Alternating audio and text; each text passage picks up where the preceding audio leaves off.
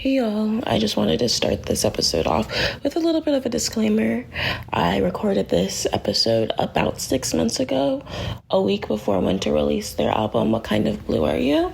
So a little bit of the questions are dated and surrounds their album release, but I really loved recording this episode and I thought it still deserved to see the light of day. So yeah, ignore the stuff that is a little bit old and dated. Hope you guys enjoy the episode. Thanks for listening.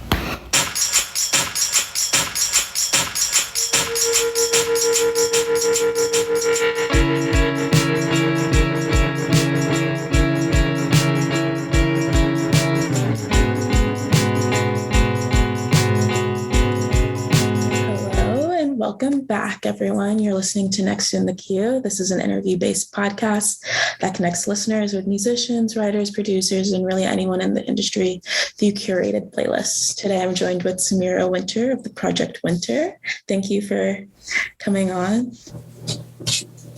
I'm so excited to be here. Thanks for inviting me.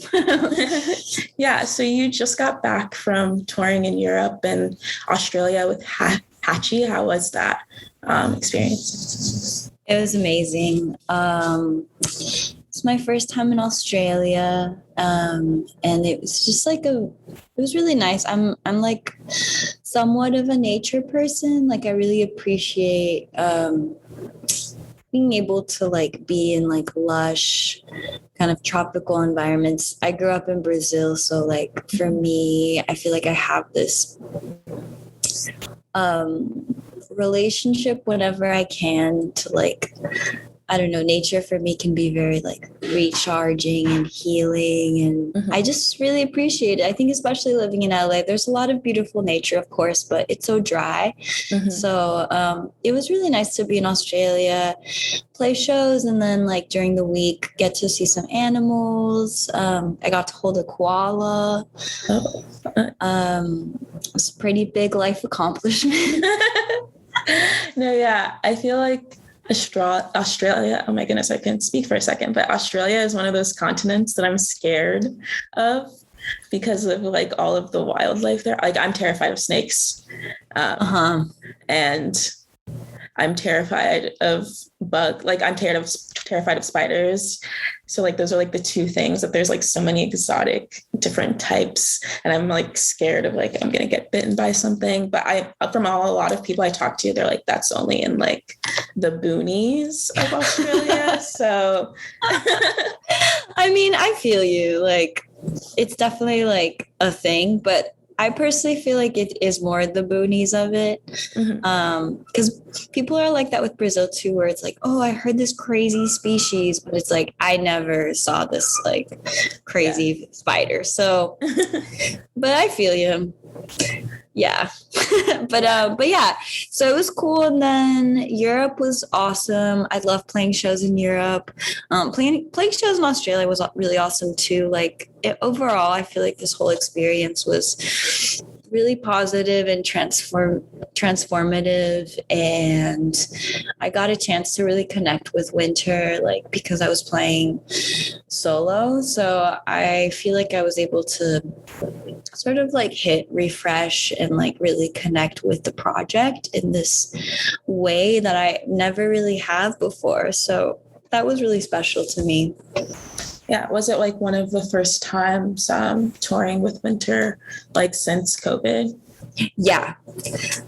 I toured a West Coast tour right before Australia with a band, and that was also really fun. But it was not that many dates. But this was the first time that I played solo on a tour. How was that experience, and how was that different than having your band mates with you? I'm very into independence and I don't know, I feeling I'm free. I'm trying to think of that attachment style. What is it? The one that's not good. Do you know what I'm talking about? Attachment avoidant styles. I'm avoidant. Okay. I'm more on the avoidant. So I think naturally for me, I'm a loner. a lot of the times. So playing solo actually was really cool because I just got to make all the decisions. I didn't have to explain anything to anyone. But the flip side of it is you feel really vulnerable because like sometimes it's easy, sometimes it's really hard because it's like it's just you. So I think that's really good to experience too, like that vulnerability.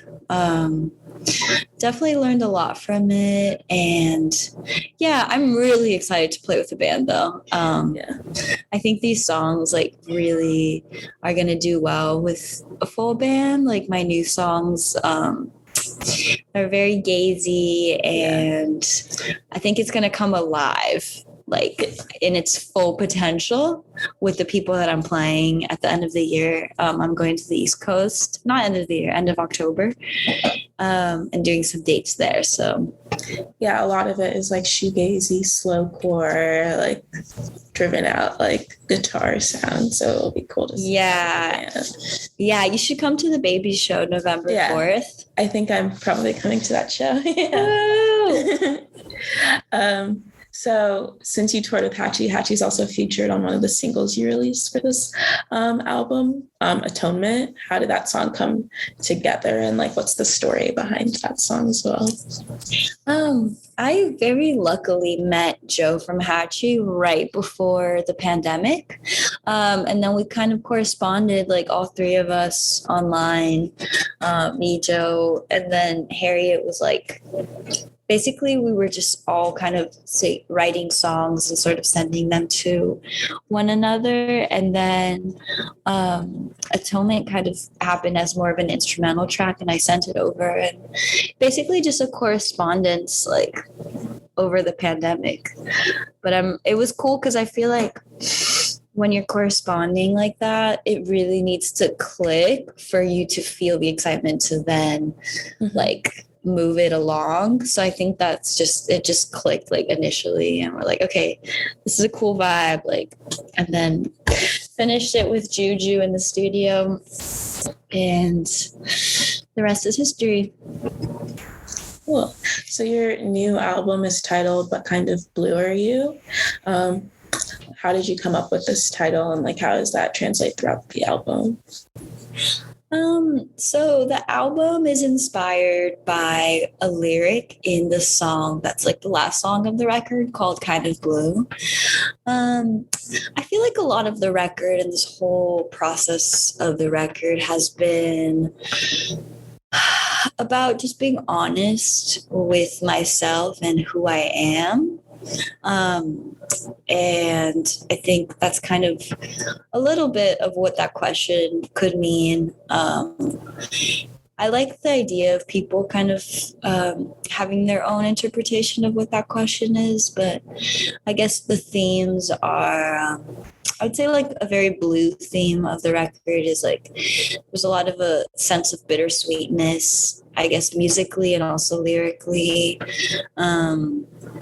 There's some really like dark moments. I feel like those are more the dark blue, sad sorrow, self-deprecating moments. And then there's just like these pockets of dreamy, but also empowered moments of being like, okay, you can always start anew. Like, this is happening. Like, be who you are, you know? I feel like you talked about bittersweetness. I feel like with the single Good, like depending on how you're listening to it, like it can be translated to different ways. So like that's kind of cool to see, like you explaining that.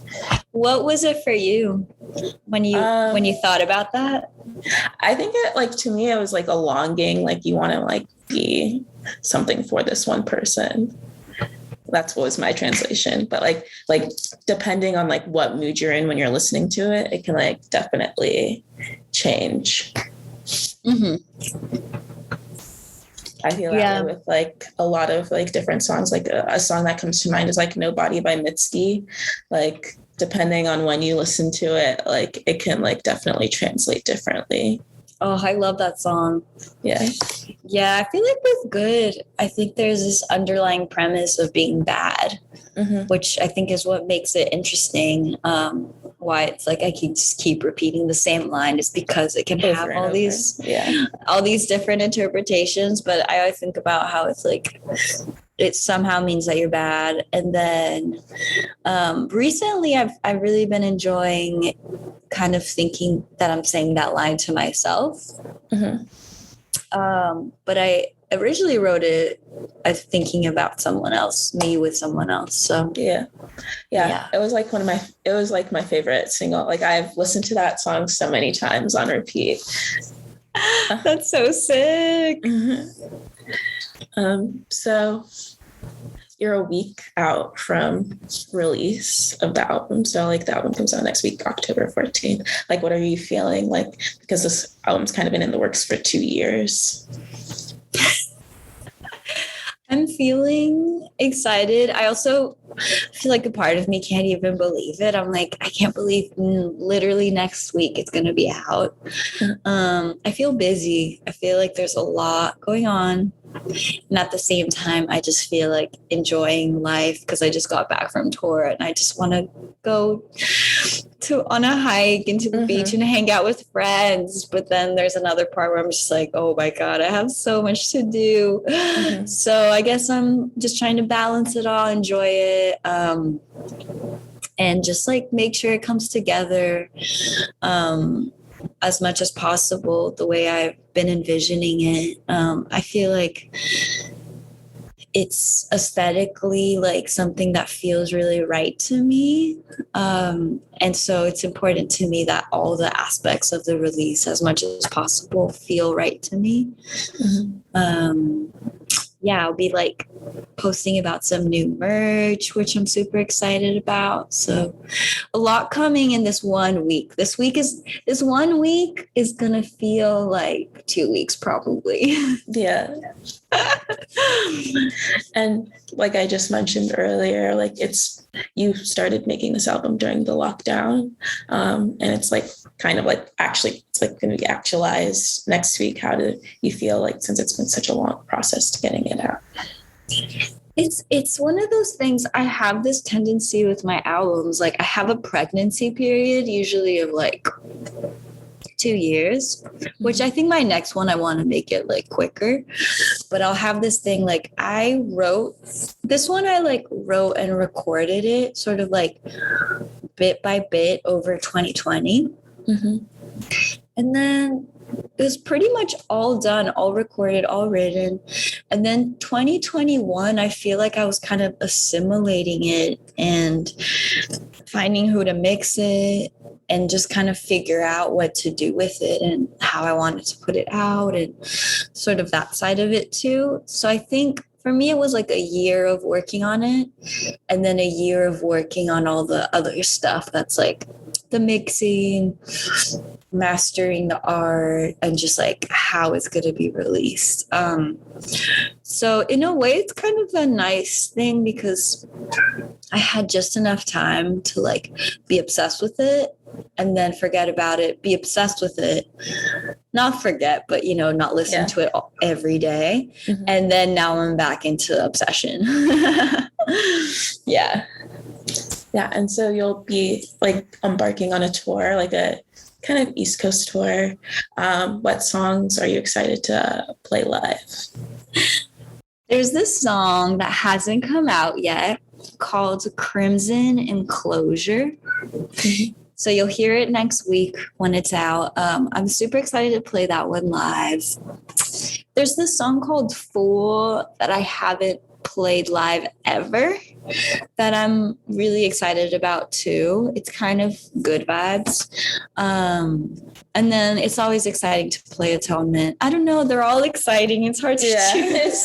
It's your baby. It's hard to choose which is your favorite. And they're so fresh. They're so fresh. Yeah. So what song for you was like the easiest to write and like what song was the hardest to write? Good question. this thing happened. Also, sorry if there's cat meows. Sorry, Zoe. I'll come pet you soon after this interview. No worries. I've been gone all day, and she's like, I miss you. Here, baby. This crazy thing happened where, so COVID was announced, right? March 2020. End of March in LA. You know, LA like literally never rains, right? Mm-hmm. So there was like the last week of March, which was when everyone was like fighting for toilet paper, and like it was like super apocalyptic, and the streets were empty, and like everything was shut down.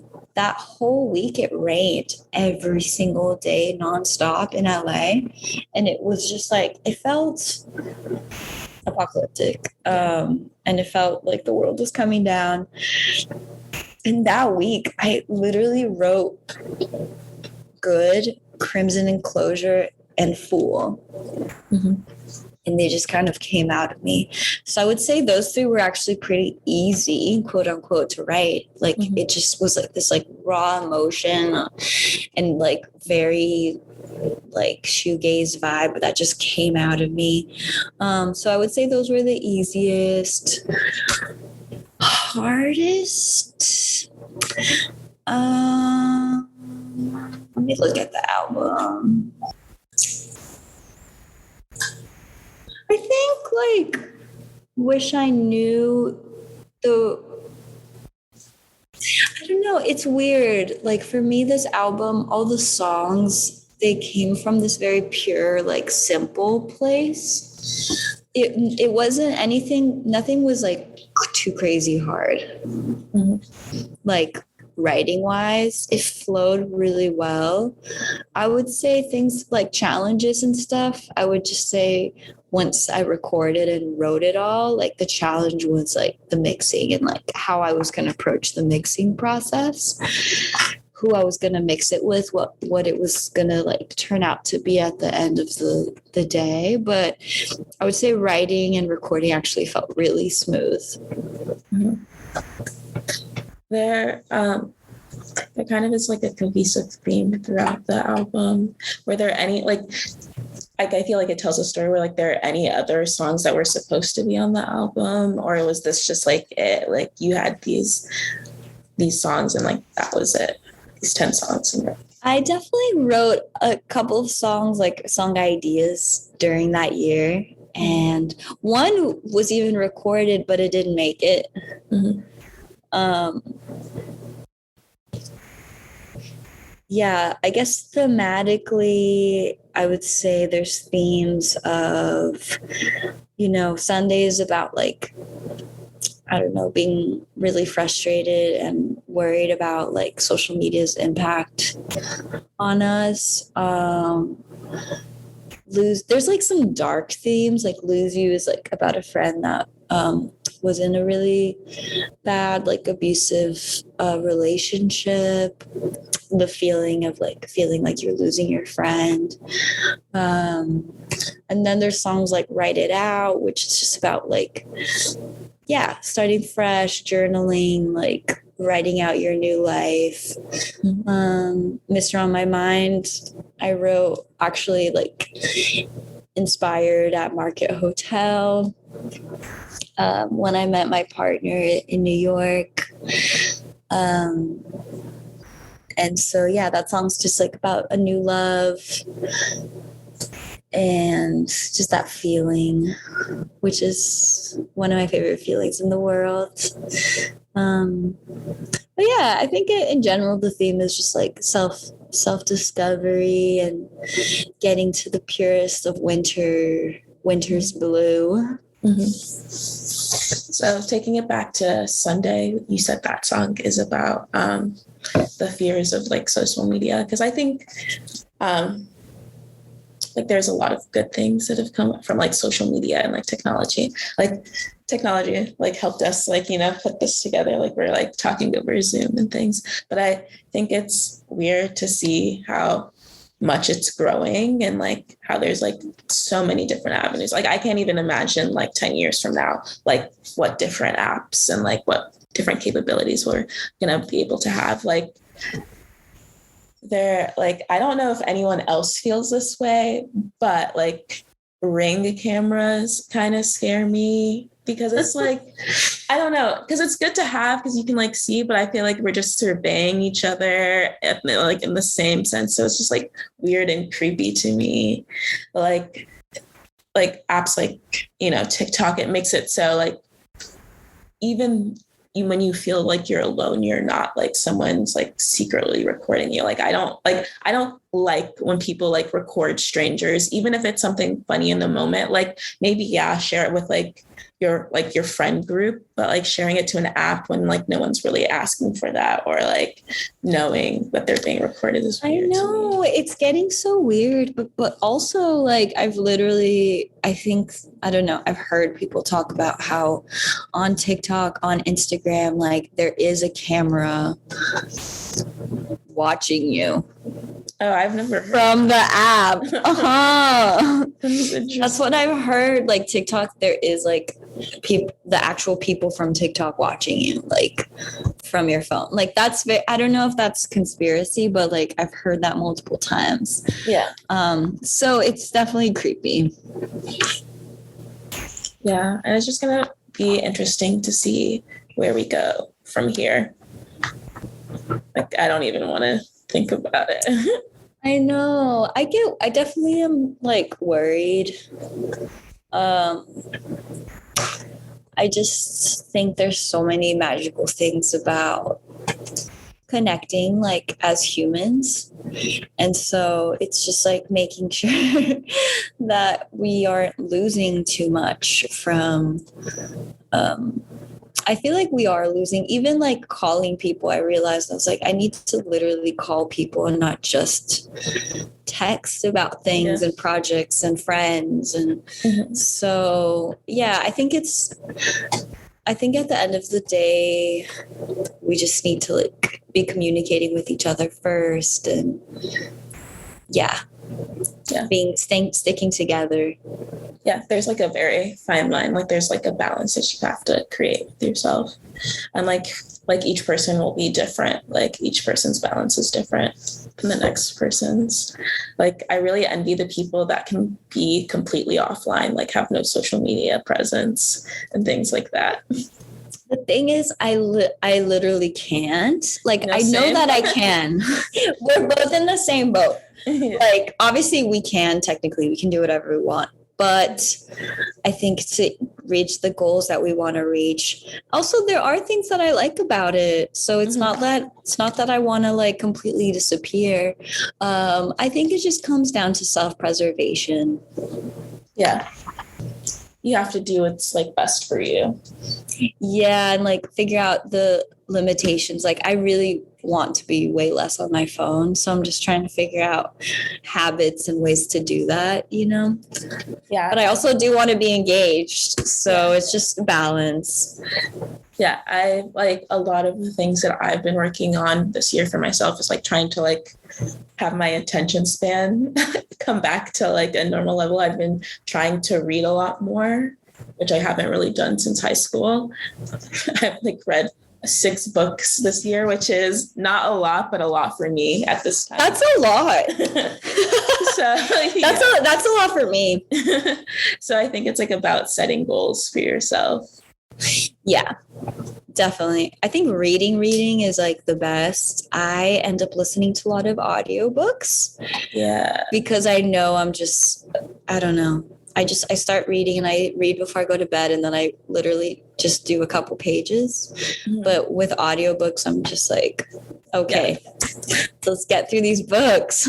Yeah, because like I think with reading, like it's like something you really have to like check in, because like what really gets me is like I will be reading, but I will be thinking about checking my phone to seeing if I have gotten a notification, and I've gotten better about that. But it's like you literally just have to be like 100% off. Well, so this book that I'm listening to right now, it's like one of the things that it says is it's called How to Steal Like an Artist. Mm-hmm. And it says that a lot of times like our ideas come from when we're like literally doing nothing, like looking at the wall or going on a walk or washing dishes. And like, so whenever we have those breaks, a lot of times we'll have ideas and thoughts will come. And that's why we'll like go to our phones. We're like, oh yeah, let me, So it's just like an endless back and forth. No, yeah, exactly. Okay, exactly. Because it's like we depend on so much. Sorry, we're going on a tangent, but we depend so much on our phone. Like our phone does everything. Like it's your alarm. It's like how you tell time. It's how you can. It's your watch. Yeah, it's your watch. You can put your money on it. Like it's like how you pay for things. So like since you're so dependent on it, like there's not like many other things that you can like break up the time with. So it's just like instantly your phone, which is crazy. But yeah. But from like another song that you have, Lose You, is about like your friend being in like a toxic abusive relationship and like not wanting to like let go of them. I think that's like something that like really serious. Like it's like a hard situation to be in, because like I've been in that situation, because it's like you can't really control them. You have to like wait for them to realize that something is bad, because like you can say time and time again, but like it won't click until it clicks exactly for them. It's hard because as someone who has been in an abusive relationship, when you're in it, actually, like in a couple of different ways I've been, when you're in it, it's actually really hard to tell / like realize how bad it is and to have the strength to get out. Like when you're in it, because you're already, at least in my case, like and I guess it was the same case for my friend too. It was like, and I think that's what it was too. It's like, because I've gone through it and like seeing her go through it, it just hurts so much. But usually when people are in an abusive relationship, they're already really depleted, right? And so you get to that point where you're so overexhausted that like you kind of lose so much sense of like what's happening. You literally don't have the energy. You're burnt out. And so it's really frustrating when you're on the outside and you're like, hey, he's bad for you. Like, just break up, leave. Like, but it's just not that easy. So you have to be there for your friend and support them. And the thing is with me too, it was like I found out how bad it was, and that's really what like shook me and like cracked me open and made me write the song, where I was just like, oh, like all these realities, all these truths came out, and I was just like and it just made me so sad and mad and just in a state of like sorrow. Yeah, because like when you're in it, like that's your reality at the moment. So it doesn't seem like anything's abnormal to you, even though someone like as an outsider looking in, you can like see how bad it is. Exactly. Yeah. And so what are some like musical influences that helped you write this album? This album is definitely a very gazy baby. The most obvious, I'm just gonna say the most obvious influences, Duster. Yeah. My Bloody Valentine. I have no shame. Like I like literally My Bloody Valentine is my favorite band. But I would say like we had this whole thing with Isn't Anything, like their first record. So we were kind of leaning more towards that than like Loveless, you know? And then I would say honestly the Pastels are always an influence for winter. The Sundays, kind of why I named my song Sunday, because it like had the same beat as one of my favorite Sunday songs. And then I would say something that isn't as like you would be able to tell, like not as evident, but was still an influence. Arthur Russell,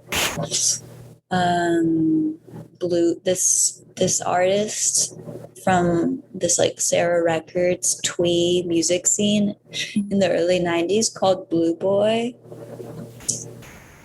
So yeah, a lot of influences.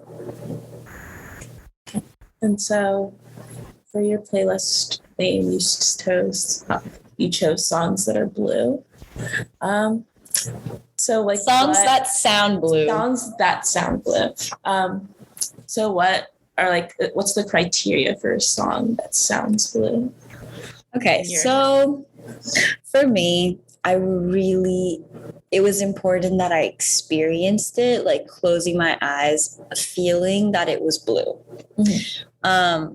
I noticed immediately when I started my research, I kept thinking of songs that like had the album cover blue. And I was like, whoa, mm-hmm. It made me realize how much that the art you end up associating the song with the art a lot more than you'd think. So I was just like, hey, there's some songs that I chose that the album art has some blue in it, but I really tried to choose songs that like didn't have blue in their name, didn't have the album art blue, and they just like felt blue in a more abstract way.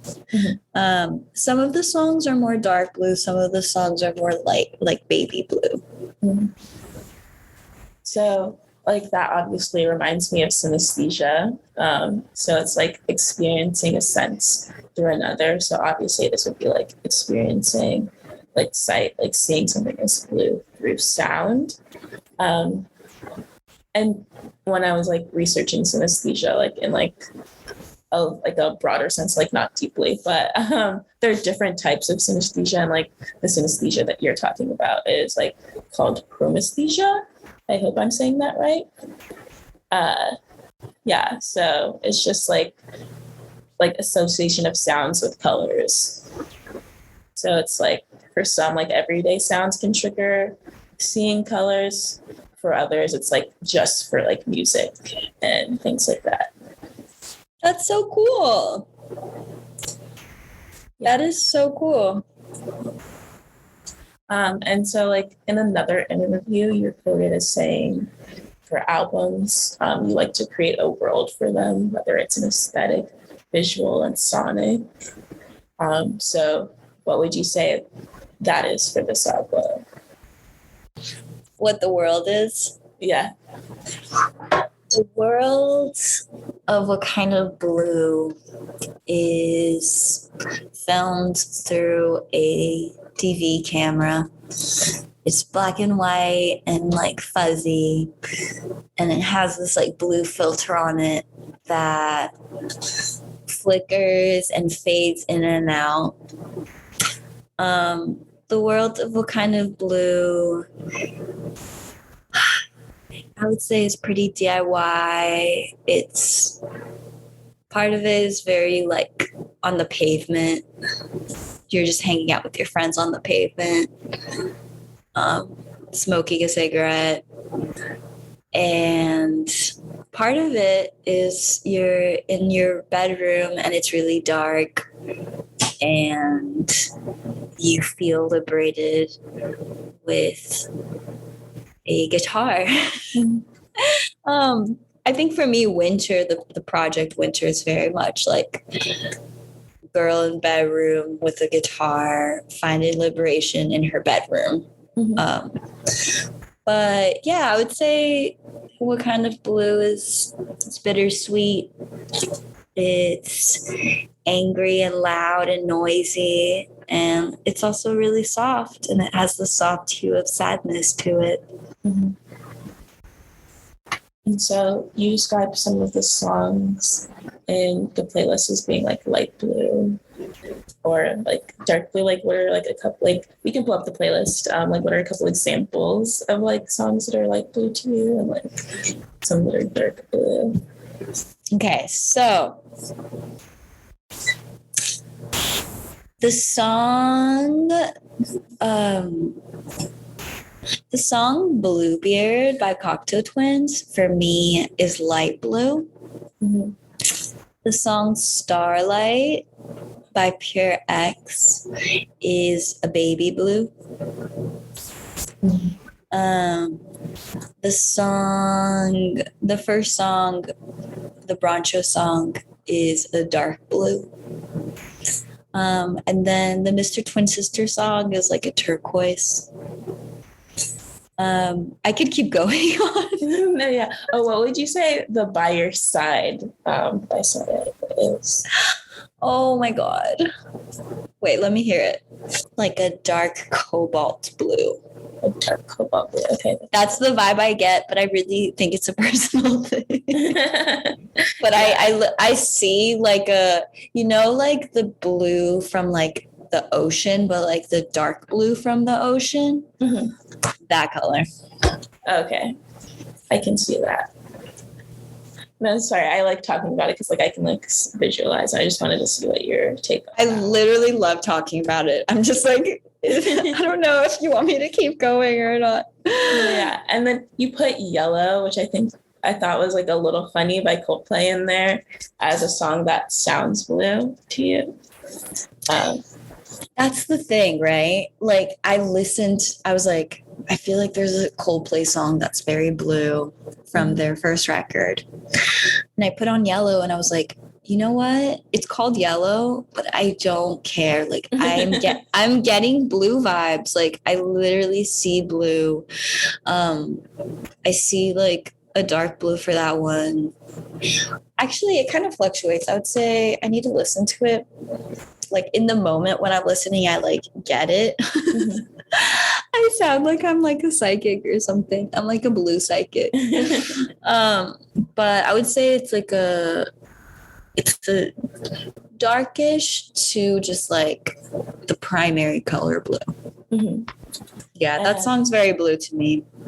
And when you were like picking songs for this playlist, did you like already like you're like, no, I know exactly what songs are, or were you like listening through your library and then you were like closing your eyes and you were like, oh, okay, I'll add this song to the playlist or I'll add this song? Yeah, so it was really nice. I was like, I need to do this playlist. I went on a hike and was doing it during this hike and having a really good time, like listening to the songs also and just enjoying the process of it. Mm-hmm. And then I think I trimmed it in like my house and stuff, but the gist of it was during this hike. And I actually found this like cool swing also in the middle of the hike. So I was just like listening to the songs and It was really good. I got to go through old playlists and find music I forgot about. That's good. Like that's why I like doing this a lot, is like a ton of different artists will have different music that I've never heard before, and I get to like experience new songs and like add new stuff to my library that I've like never experienced before. That's so cool. So that's what makes it fun also. So I also want to like Water From Your Eyes is a New York based band, so I want to know what color When You're Around would be. Wait, let me listen to it. So to me, it's cerulean blue. Okay. Or like a teal. Blue cerulean is so beautiful. It might be a little bit like in between cerulean and like a teal, where it has a little bit of green. I think honestly, one of the reasons why I got better also with colors is while I was making the record, I got really into painting during the pandemic. And I had never really done it before, and I like learned how to mix colors. Mm-hmm. And I think I think that everything you do while you're making your art is a part of your process. So I think the time that I was making that album was the same time I was really into painting, and I think they connected in a way. So just talking about this playlist, I'm like, I think that really helped with my synesthesia. Yeah. And so you've lived both on the East and the West Coast. Like, what are some bands that, like, from both sides that you like really like and appreciate? Current bands? Yeah, current bands. I am gonna be honest, like I'm really into the East Coast scene right now, like the Northeast Coast, like the New York bands. Mm-hmm. I love what's happening right now. I really like Palm, Water from Your Eyes. I really like Chloe MK. I like, there's this band called Peebles? Oh my God, I'm totally spacing out. It's here. Oh, Feeble Little Horse. That's okay, I was gonna say that, but I wasn't sure. I was like, it sounds like she might be saying. They might be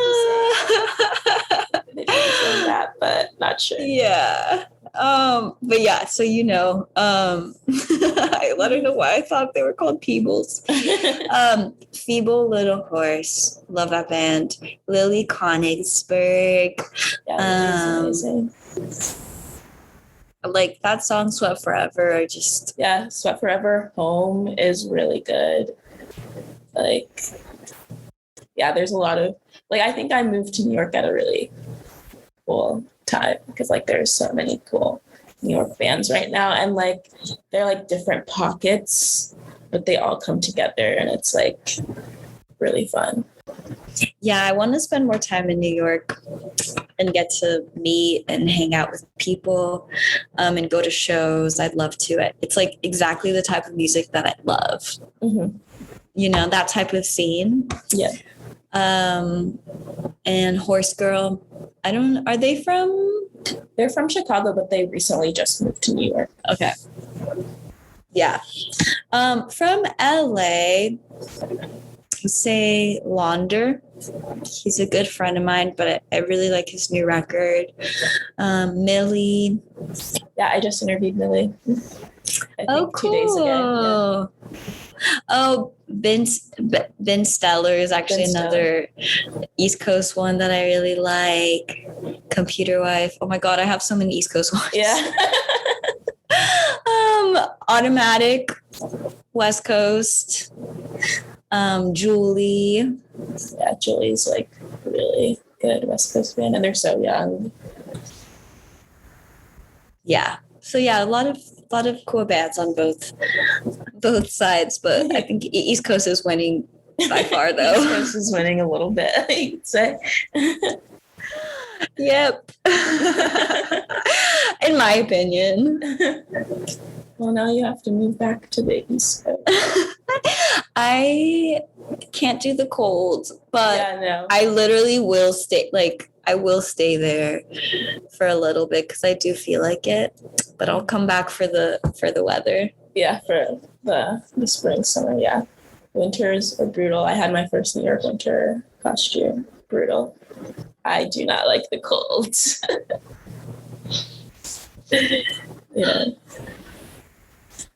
So is there anything else that you'd like to plug at the end? I mean, like, obviously your album comes out next week, but anything else you want to? Yeah, this is awesome. Thanks for, I guess this whole playlist experience was really good for me in a way. And so I appreciate the challenge. I'm glad. So thanks again. You've reached the end of the episode. When I recorded this, Winter was on their East Coast tour celebrating their release of their album. As you know, it's a little bit dated, so they are still on tour again, but they are opening for Tanuki-chan. So I will link all of those dates down below. If they're coming to a city near you, you should check them out.